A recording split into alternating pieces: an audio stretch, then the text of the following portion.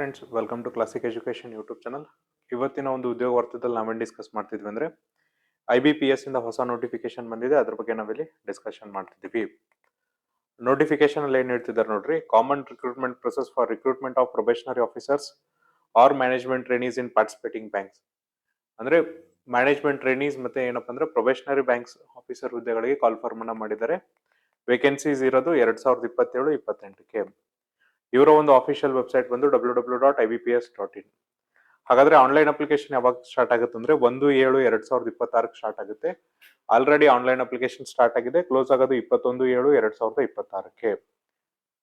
ಅದೇ ತರನ ನೋಡ್ರಿ, ಆನ್ಲೈನ್ ಫೀಸ್ ಅನ್ನ ತುಂಬೋದು ಕೂಡ ಕೊನೆಯ ದಿನಾಂಕ ಯಾವಾಗಿದೆ ಅಂದ್ರೆ 21/7/2026. ನೆಕ್ಸ್ಟ್ ನಿಮ್ಗೆ ಅಪ್ಲಿಕೇಶನ್ಸ್ ಅಲ್ಲಿ ಏನಾದ್ರು ಮಿಸ್ಟೇಕ್ಸ್ ಆಗಿದ್ರೆ, ನಿಮ್ಮ ಅಪ್ಲಿಕೇಶನ್ಸ್ ಅಲ್ಲಿ ಏನಾದ್ರು ಕರೆಕ್ಷನ್ ಮಾಡ್ಕೋಬೇಕಾದ್ರೆ ಕೊನೆಯ ದಿನಾಂಕ 21/7/2026 ಆದ್ಮೇಲೆ ನಿಮ್ಗೆ 2 ದಿನ ಏನ್ ಮಾಡ್ತಾರೆ ಅಂದ್ರೆ ಅಪ್ಲಿಕೇಶನ್ ಮಾಡಿಫಿಕೇಶನ್ಗೆ ಅವಕಾಶವನ್ನ ಮಾಡ್ಕೊಡ್ತಾರೆ. ಆಮೇಲೆ ನೆಕ್ಸ್ಟ್ ನೋಡ್ರಿ, ಪ್ರೀ ಎಕ್ಸಾಮಿನೇಷನ್ ಟ್ರೈನಿಂಗ್ ನಿಮ್ಗೆ ಆಗಸ್ಟ್ 2026 ಇರುತ್ತೆ. Online preliminary examination hall ticket ಅನ್ನ ನಿಮ್ಗೆ ಏನಪ್ಪಾ ಅಂದ್ರೆ ಆಗಸ್ಟ್ ಅಲ್ಲೇ ಬಿಡ್ತಾರೆ. ಪ್ರಿಲಿಮಿನರಿ ಆನ್ಲೈನ್ ಎಕ್ಸಾಮಿನೇಷನ್ ಆಗಸ್ಟ್ ಅಲ್ಲೇ ಇರುತ್ತೆ. ಅದಾದ್ಮೇಲೆ ನೋಡ್ರಿ, ಪ್ರಿಲಿಮಿನರಿ ಎಕ್ಸಾಮಿನೇಷನ್ ರಿಸಲ್ಟ್ ಅನ್ನ ಸೆಪ್ಟೆಂಬರ್ ಬಿಡ್ತಾರೆ. ಸೆಪ್ಟೆಂಬರ್ ಅಲ್ಲೇ ನಿಮ್ಗೆ ಏನ್ ಮಾಡ್ತಾರೆ, ಮೇನ್ಸ್ ಹಾಲ್ ಟಿಕೆಟ್ ಅನ್ನ ರಿಲೀಸ್ ಮಾಡ್ತಾರೆ. ಇದಾದ್ಮೇಲೆ ಆನ್ಲೈನ್ ಮೇನ್ಸ್ ಎಕ್ಸಾಮಿನೇಷನ್ ನಿಮ್ಗೆ ಅಕ್ಟೋಬರ್ ಅಲ್ಲಿ ಇರುತ್ತೆ. ಮೇನ್ಸ್ ಎಕ್ಸಾಮಿನೇಷನ್ ರಿಸಲ್ಟ್ ಅನ್ನ ನಿಮ್ಗೆ ನವೆಂಬರ್ ಅಲ್ಲಿ ಅನೌನ್ಸ್ ಮಾಡಿದ್ರೆ, ಪರ್ಸನಾಲಿಟಿ ಟೆಸ್ಟ್ ಅನ್ನ ನವೆಂಬರ್ ಅಲ್ಲಿ ಕಂಡಕ್ಟ್ ಮಾಡ್ತಾರೆ. ಜೊತೆಗೆ ಇಂಟರ್ವ್ಯೂ ಏನಿದೆಯಲ್ಲ ಅದನ್ನ ನವೆಂಬರ್ ಅಥವಾ ಡಿಸೆಂಬರ್ ಅಲ್ಲಿ ಕಂಡಕ್ಟ್ ಮಾಡಬಹುದು.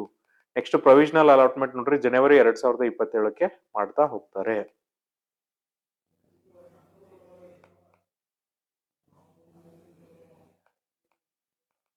ಹಾಗಾದ್ರೆ ಯಾವ್ಯಾವ ಬ್ಯಾಂಕ್ ಎಲ್ಲ ಪಾರ್ಟಿಸಿಪೇಟ್ ಮಾಡ್ತಿದೆ ಅಂದ್ರೆ, bank of Baroda, bank of India, bank of Maharashtra, Canara bank, central bank of India, Indian bank, Indian overseas bank, Punjab national bank, Punjab and Sindh bank, UCO bank, union bank of India.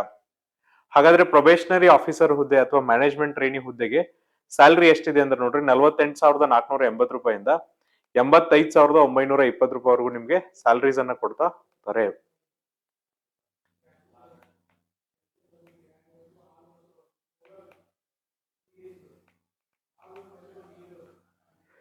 Age ಎಷ್ಟಿರ್ಬೇಕಪ್ಪ ಅಂದ್ರೆ minimum 20 ವರ್ಷ, maximum 30 ವರ್ಷ ಮೀರಿರಬಾರ್ದು. ಅದಕ್ಕೆ ನಿಮ್ಮ ಜನ್ಮ ದಿನಾಂಕ ನೋಡ್ರಿ 2/7/1996 ನಂತರ 1/7/2006 ಒಳಗಡೆ ಇರ್ಬೇಕಾಗತ್ತೆ. ಕೆಲವೊಂದು ಕ್ಯಾಟಗರಿಗೆ ಏನ್ ಮಾಡಿದ್ರೆ ಅಂದ್ರೆ ಏಜ್ ರಿಲ್ಯಾಕ್ಸೇಷನ್ ಅನ್ನು ಕೂಡ ಕೊಟ್ಟಿದ್ದಾರೆ. SC/ST ಕ್ಯಾಂಡಿಡೇಟ್ ಆಗಿದ್ರೆ 5 ವರ್ಷ ವಯೋಮಿತಿ ಸಡಲಿಕೆ ಇರುತ್ತೆ. OBC ಅಭ್ಯರ್ಥಿಗಳಾಗಿದ್ರೆ 3 ವರ್ಷ ವಯೋಮಿತಿ ಸಡಲಿಕೆ ಇರುತ್ತೆ. ನೆಕ್ಸ್ಟ್ ವಿಕಲಚೇತನ ಅಭ್ಯರ್ಥಿಗಳಿಗೆ 10 ವರ್ಷ ವಯೋಮಿತಿ ಸಡಲಿಕೆಯನ್ನ ಕೊಡ್ತಾರೆ. ಮಾಜಿ ಸೈನಿಕರಿಗೆ ನೋಡ್ರಿ 5 ವರ್ಷ ವಯೋಮಿತಿ ಸಡಲಿಕೆಯನ್ನ ಕೊಡ್ತಾ ಹೋಗ್ತಾರೆ.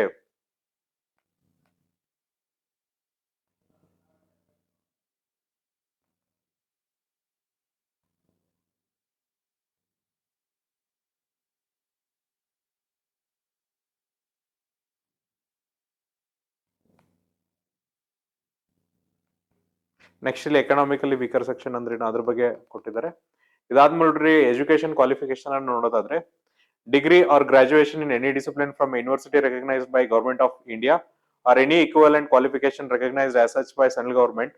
The candidate must possess a valid mark sheet or degree certificate that he or she is a graduate on the day he or she registers and indicate the percentage of marks obtained in the graduation while registrating online. ಅಂದ್ರೆ ಇಲ್ಲಿ ಏನ್ ಹೇಳ್ತಿದ್ದಾರೆ ಅಂದ್ರೆ, ನಿಮ್ಮ education qualifications ಏನಿರ್ಬೇಕಂದ್ರೆ ಪದವಿಯನ್ನ ಮುಗಿಸಿರ್ಬೇಕಂತ ಹೇಳಿದ್ದಾರೆ. ನೀವು just ಪದವೀಧರ ಆಗಿದ್ರೆ ಸಾಕು, ನೀವು ಈ ಹುದ್ದೆಗಳಿಗೆ ಎಲಿಜಿಬಲ್ ಆಗ್ತೀರಾ. ಹಾಗಾದ್ರೆ ಅಪ್ಲಿಕೇಶನ್ ಫೀಸ್ ಎಷ್ಟಿದೆ ನೋಡ್ರಿ, SC/ST ಮತ್ತೆ ವಿಕಲಚೇತನ ಅಭ್ಯರ್ಥಿಗಳಿಗೆ ಅಪ್ಲಿಕೇಶನ್ ಫೀಸ್ 175 ರೂಪಾಯಿ ಇದ್ರೆ, SC/ST ಮತ್ತೆ ವಿಕಲಚೇತನ ಅಭ್ಯರ್ಥಿಗಳು ಬಿಟ್ಟು ಬೇರೆ ಎಲ್ಲ ಅಭ್ಯರ್ಥಿಗಳಿಗೆ 850 ರೂಪಾಯಿ ಅಪ್ಲಿಕೇಶನ್ ಫೀಸ್ ಇರುತ್ತೆ. ಈ ಅಪ್ಲಿಕೇಶನ್ ಫೀಸ್ ಅನ್ನ ನೀವು ಆನ್ಲೈನ್ ಅಲ್ಲೇ ತುಂಬಬೇಕಾಗುತ್ತೆ.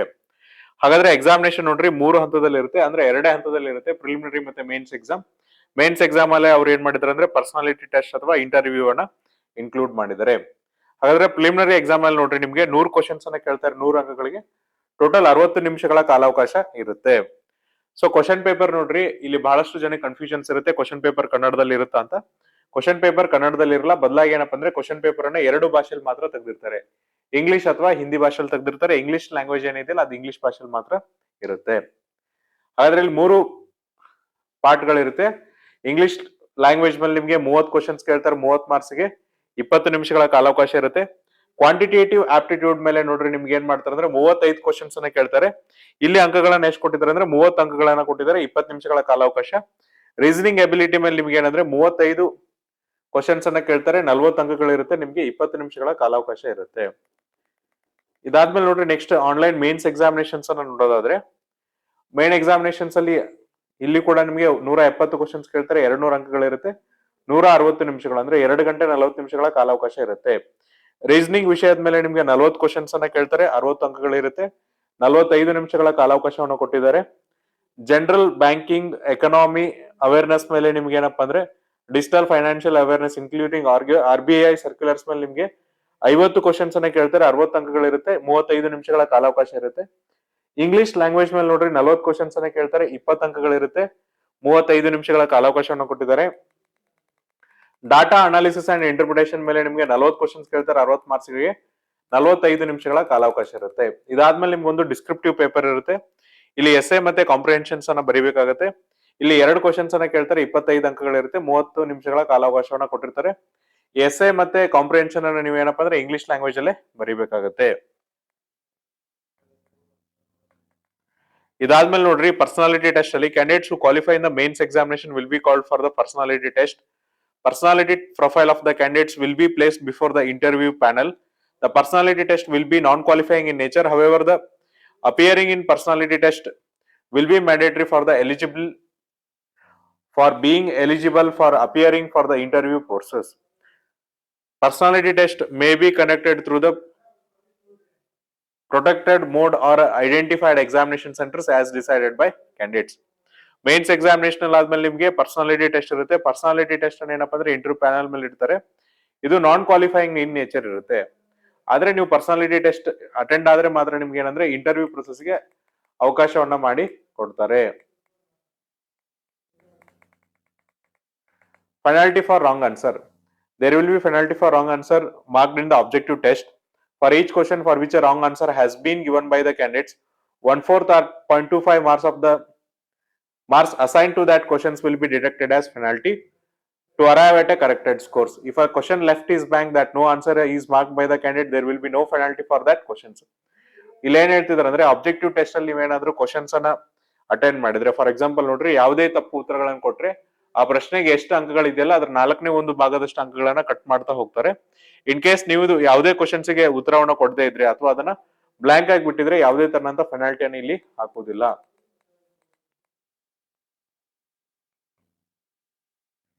ನೆಕ್ಸ್ಟ್ ಇದಾದ್ಮೇಲೆ ಇಂಟರ್ವ್ಯೂ ಇರುತ್ತೆ. ಕ್ಯಾಂಡಿಡೇಟ್ಸ್ ಹು have been short listed in online mains examination appear for personality test for CRPOMT 16 will be subsequently called for an interview to be conducted by the participating bank coordinated by nodal bank in each state or union territory region with the help of IBPS. So ನಿಮಗೆ personality test ಏನಪ್ಪಾ ಅಂದ್ರೆ participating banks conduct ಅನ್ನ ಮಾಡ್ತಾ ಹೋಗ್ತಾರೆ. ಅದಕ್ಕೆ ಏನಪ್ಪಾ ಅಂದ್ರೆ nodal bank ಅಂತ ಹೇಳಿ ಪ್ರತಿಯೊಂದು ಸ್ಟೇಟ್ ಅಲ್ಲಿ ಮಾಡಿರ್ತಾರೆ. ಅವರು IBPS ಜೊತೆಗೆ ಕಾಂಟ್ಯಾಕ್ಟ್ ಅನ್ನ ಮಾಡಿ ನಿಮಗೆ ಪರ್ಸನಾಲಿಟಿ ಟೆಸ್ಟ್ ಅನ್ನ ಕಂಡಕ್ಟ್ ಮಾಡ್ತಾ ಹೋಗ್ತಾರೆ. ಅಪ್ಲಿಕೇಶನ್ಸ್ ಅನ್ನ ನೋಡ್ರಿ ನೀವು IBPS ಅವರ ಅಫಿಷಿಯಲ್ ವೆಬ್ಸೈಟ್ ಆದಂತ www.ibps.in ಮೂಲಕನೇ ಹಾಕ್ಬೇಕಾಗತ್ತೆ. ಅದು ಕೂಡ 21/7/2026 ಒಳಗಡೆ ನೀವು ಅಪ್ಲಿಕೇಶನ್ಸ್ ಅನ್ನ ಹಾಕ್ಬೇಕಾಗತ್ತೆ. ಇದಾದ್ಮೇಲೆ ನೆಕ್ಸ್ಟ್ ನೋಡ್ರಿ ನಾವು ನೆಕ್ಸ್ಟ್ ಏನ್ ನೋಡೋಣ ಅಂದ್ರೆ ಎಕ್ಸಾಮಿನೇಷನ್ ಸೆಂಟರ್ಸ್ ಅನ್ನ ನೋಡ್ತಾ ಹೋಗೋಣ.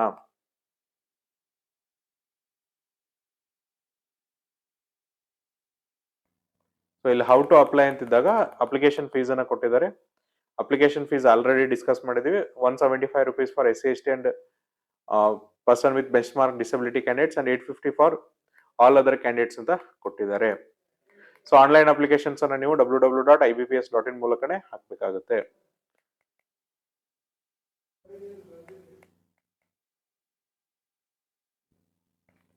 ಸೊ ಆನ್ಲೈನ್ ಅಪ್ಲಿಕೇಶನ್ಸ್ಗೆ ಆನ್ಲೈನ್ ಪೇಮೆಂಟ್ ಅನ್ನ ಮಾಡಬೇಕಾಗುತ್ತೆ. ಪೇಮೆಂಟ್ ಅನ್ನ ನೀವು debit card, RuPay, Visa, master, maestro cards ಅಥವಾ IMPS ಕ್ಯಾಶ್ ಕಾರ್ಡ್ಸ್ ಅಥವಾ ಮೊಬೈಲ್ ವ್ಯಾಲೆಟ್ಸ್ ಅಥವಾ UPI ಮೂಲಕ ಪೇಮೆಂಟ್ ಅನ್ನ ಮಾಡಬೇಕಾಗುತ್ತೆ.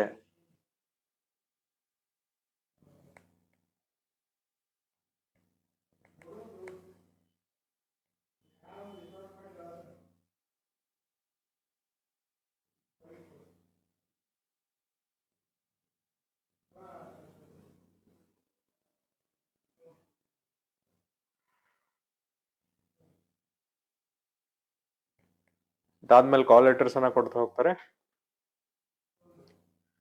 ಇದಾದ್ಮೇಲೆ ವೇಕೆನ್ಸೀಸ್ ಅನ್ನ ನೋಡ್ತಾ ಹೋಗೋಣ. ಎಷ್ಟೆಷ್ಟು ಬ್ಯಾಂಕ್ ಅಲ್ಲಿ ಏನೇನು ವೇಕೆನ್ಸೀಸ್ ಇದೆ ಅಂದ್ರೆ, ಬ್ಯಾಂಕ್ ಆಫ್ ಬರೋಡಾದಲ್ಲಿ ನಿಮ್ಗೆ 1900 ವೇಕೆನ್ಸೀಸ್ ಇದೆ. ಬ್ಯಾಂಕ್ ಆಫ್ ಇಂಡಿಯಾದಲ್ಲಿ 500, ಬ್ಯಾಂಕ್ ಆಫ್ ಮಹಾರಾಷ್ಟ್ರದಲ್ಲಿ 1100, ಕೆನರಾ ಬ್ಯಾಂಕ್ ಅಲ್ಲಿ 1500, ಸೆಂಟ್ರಲ್ ಬ್ಯಾಂಕ್ ಆಫ್ ಇಂಡಿಯಾದಲ್ಲಿ 500, ನೆಕ್ಸ್ಟ್ ಇಂಡಿಯನ್ ಓವರ್ಸೀಸ್ ಬ್ಯಾಂಕ್ ಅಲ್ಲಿ 550, ಪಂಜಾಬ್ ನ್ಯಾಷನಲ್ ಬ್ಯಾಂಕ್ ಅಲ್ಲಿ 504, ಪಂಜಾಬ್ ಅಂಡ್ ಸಿಂಧ್ ಬ್ಯಾಂಕ್ ಅಲ್ಲಿ 161, ಟೋಟಲ್ 6715 ವೇಕೆನ್ಸೀಸ್ ಇದಾವೆ. ನೆಕ್ಸ್ಟ್ ಪ್ರಿಲಿಮಿನರಿ ಮತ್ತೆ ಮೇನ್ ಎಕ್ಸಾಮಿನೇಷನ್ ಸೆಂಟರ್ಸ್ ಅನ್ನ ನೋಡ್ತಾ ಹೋಗೋಣ ನೋಡ್ರಿ. ಕರ್ನಾಟಕದಲ್ಲಿ preliminary examination centres Bengaluru, Belagavi, Kalaburagi, Dharwad ಅಥವಾ ಹುಬ್ಬಳ್ಳಿ. ಮಂಗಳೂರು, ಮೈಸೂರು, ಶಿವಮೊಗ್ಗ ಮತ್ತೆ ಉಡುಪಿಲಿ ಆನ್ಲೈನ್ ಪ್ರಿಲಿಮಿನರಿ ಎಕ್ಸಾಮಿನೇಷನ್ ಸೆಂಟರ್ ಇರುತ್ತೆ. ಅದೇ ತರನಾಗಿ ಆನ್ಲೈನ್ ಮೇನ್ಸ್ ಎಕ್ಸಾಮಿನೇಷನ್ ಸೆಂಟರ್ ಕೂಡ ಏನಪ್ಪಾ ಅಂದ್ರೆ ನಿಮಗೆ ಕರ್ನಾಟಕದಲ್ಲಿ ಬೆಂಗಳೂರು, ಬೆಳಗಾವಿ, ಧಾರವಾಡ ಅಥವಾ ಹುಬ್ಬಳ್ಳಿ, ಕಲಬುರಗಿ, ಮಂಗಳೂರು, ಮೈಸೂರು, ಶಿವಮೊಗ್ಗ ಮತ್ತೆ ಉಡುಪಿ ಜಿಲ್ಲೆಗಳಲ್ಲಿ ಎಕ್ಸಾಮಿನೇಷನ್ ಸೆಂಟರ್ ಇರುತ್ತೆ. ನೀವೇನ್ ಮಾಡ್ಬೇಕಾಗುತ್ತೆ ಅಂದ್ರೆ 5 ಎಕ್ಸಾಮಿನೇಷನ್ ಸೆಂಟರ್ಸ್ ಅನ್ನ ಪ್ರಿಫರೆನ್ಸ್ ವೈಸ್ ಅನ್ನ ಕೊಡ್ಬೇಕಾಗತ್ತೆ. ಸೊ ನಿಮಗೆ ನಿಯರೆಸ್ಟ್ ಯಾವ್ದು ಅವರಿಗೆ ಅವೈಲೇಬಲ್ ಇರುತ್ತಲ್ಲ ಆ ಒಂದು ಎಕ್ಸಾಮಿನೇಷನ್ ಸೆಂಟರ್ಸ್ ಅನ್ನ ನಿಮ್ಗೆ ಅಲೌಟ್ ಮಾಡ್ತಾರೆ. ಇದು ಏನಂದ್ರೆ IBPS ಇಂದ ಹೊಸ ರಿಕ್ರೂಟ್ಮೆಂಟ್ ಬಗ್ಗೆ ಇರುವಂತ ಮಾಹಿತಿ. ಇದೇ ತರನಂತ ಉಪಯುಕ್ತ ಮಾಹಿತಿನ ಕೊಡ್ತಿರ್ತೀವಿ. ಅಲ್ಲಿವರೆಗೂ ನೋಡ್ತಾ ಇರಿ classic education YouTube channel. Thank you.